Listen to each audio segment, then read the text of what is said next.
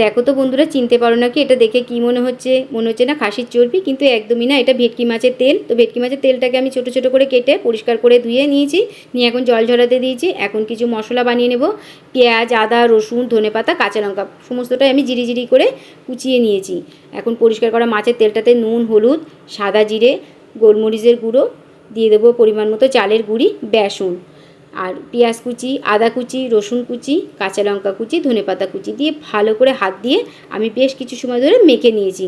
এখন আমার মাখাটা পুরোপুরি কমপ্লিট হয়ে গিয়েছে।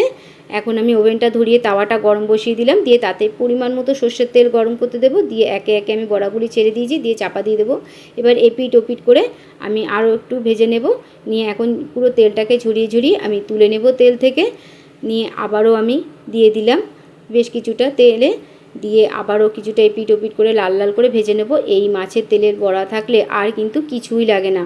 তো গরম ভাতে এটা কিন্তু খেতে খুবই ভালো লাগে। তো আমি গরম ভাতটা প্রথমে বেড়ে নিলাম, নিয়ে মাছের তেলটা নেব। এখন আমার টেস্ট করার পর্বে চলে এসেছি। টেস্টটা কিন্তু ফাটাফাটি ছিল।